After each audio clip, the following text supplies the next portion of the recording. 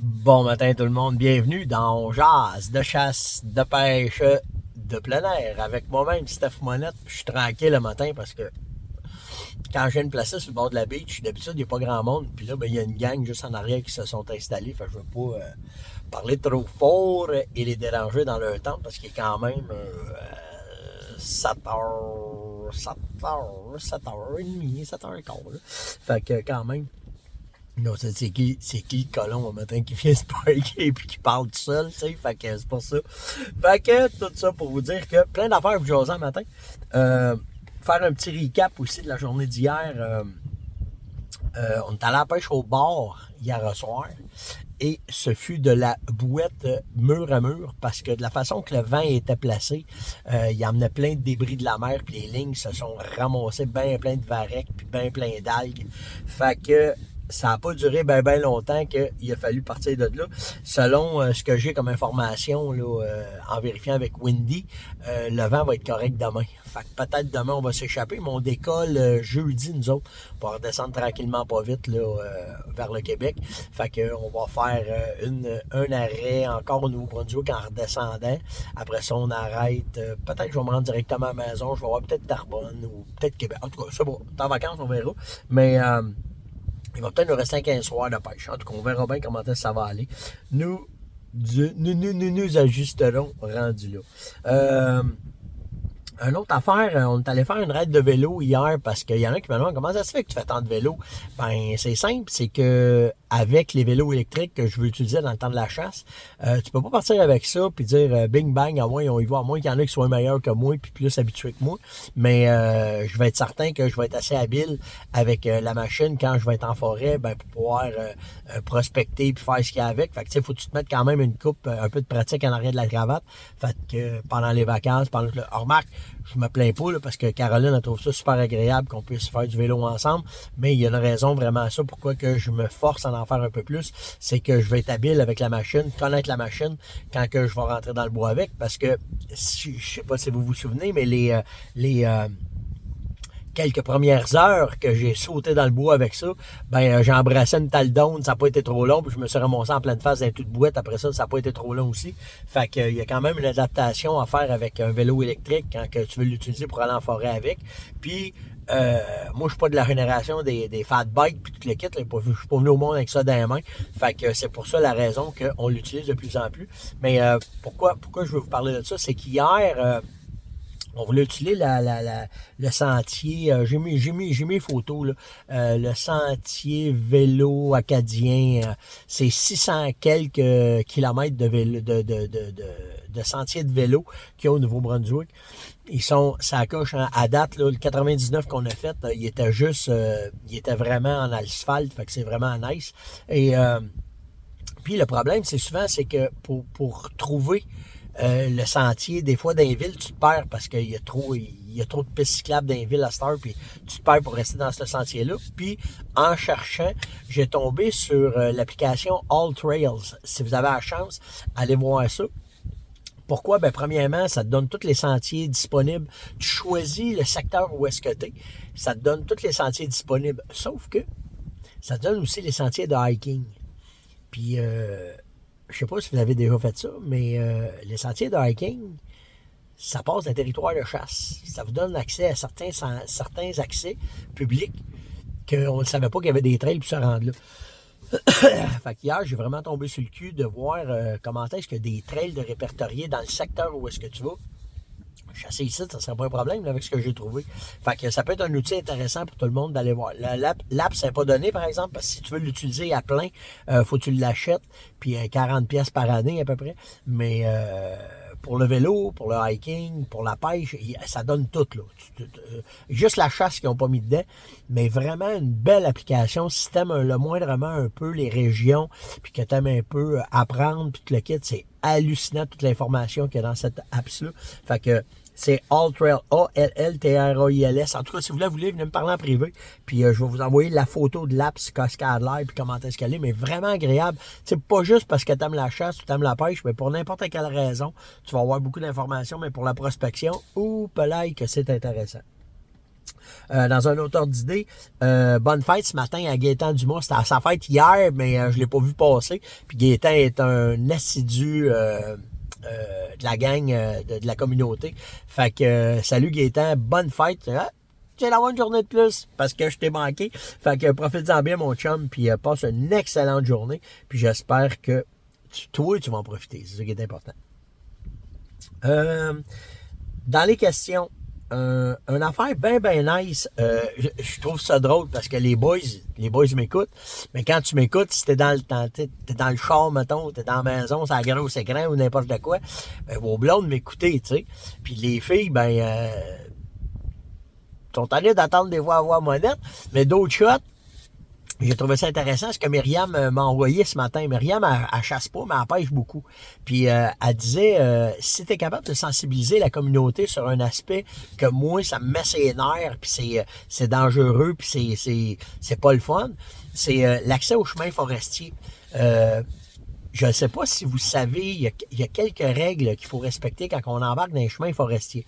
Premièrement, tu devrais avoir un CB de route pour pouvoir t'annoncer. Puis c'est quoi s'annoncer? Ben, quand tu rentres dans le sentier, dans le chemin forestier, tu as tout le temps les pancartes pour te dire ici, les conducteurs de remorques sont sur le 9, sont sur le 10, sont sur le 12, peu importe. Tu vas mettre ton CB sur ça. Puis c'est des CB à onde courte, OK, de troc. Mais normalement, tu vas pogner entre 750 puis 1,5 km. Tout dépendant où est-ce que tu vas aller. C'est ce que j'utilisais quand je chauffais des trucks. Mais l'affaire qui est nice de ça, c'est que quand tu arrives dans des curves, quand tu arrives dans des ponts, quand tu arrives, peu importe, tu vas t'annoncer. Tu vas dire kilomètre 36, je rentre dans la curve. Kilomètre 32, je descends, je passe le pont. Pourquoi? C'est pour votre sécurité. Parce que, les fardiers, les chauffeurs de vannes, les transporteurs de bois, eux autres, ils modèrent pas. À cause du poids, à cause de ce qu'ils ont dans le truck, ils arrêteront pas. Fait que eux autres vont vous avertir. Fait que, c'est pour votre sécurité à vous autres. Et l'autre bord, la même affaire.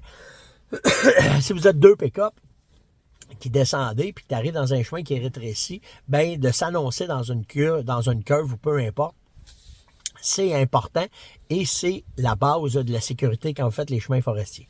L'autre affaire, par exemple, slacker, esti. Hey, moi, là, ça m'arrête la scène. J'ai tout le temps eu des bons pick-up, des bons tires. Puis je le sais que tu sais, sur un stretch, tu sais, quand je suis allé à Bay James cette année, là, sur des stretches, là, tu vois bien, il n'y en a pas de problème. Si tu peux rouler 100 km/h, il n'y en a pas de trouble.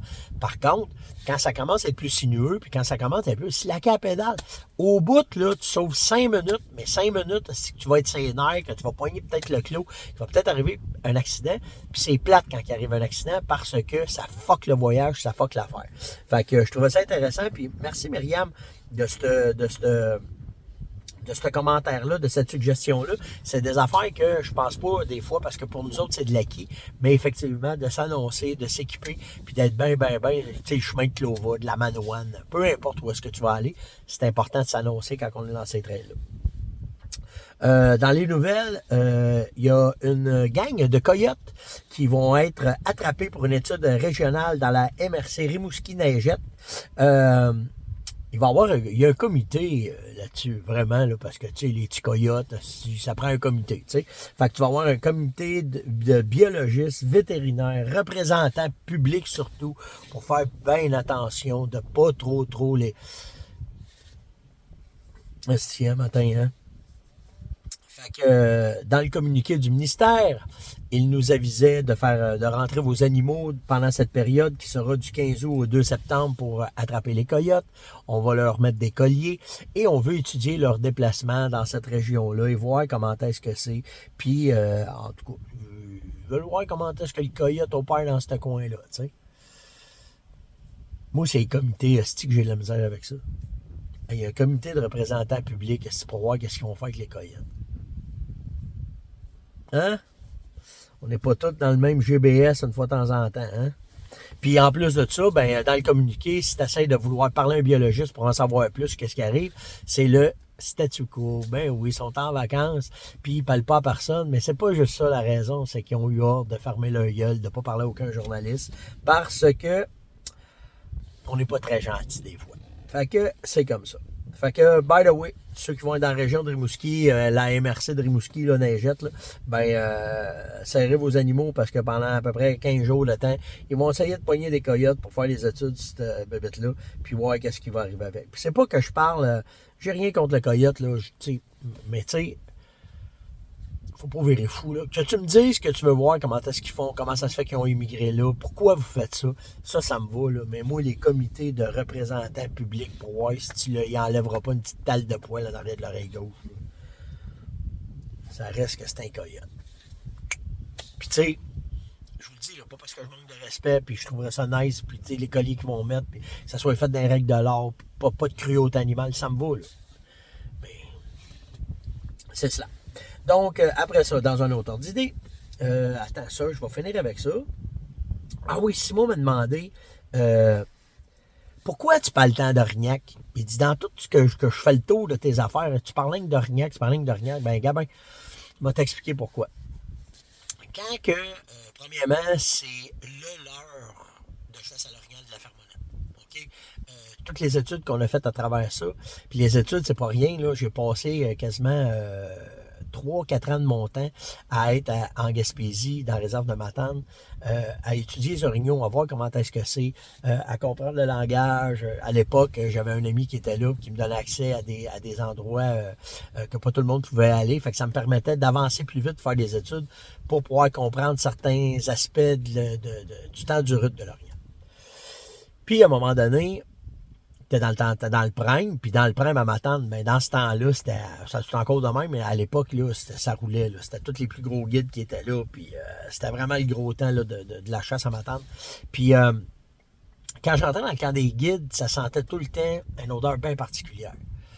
Puis c'était pas une odeur que j'avais déjà sentie dans une vessie ou quoi. Fait qu'à un moment donné, à force de parler avec les guides, j'ai compris que c'était de l'urine d'orignal qu'ils ramassaient, de boc, qui se mettait sur eux autres pour coller.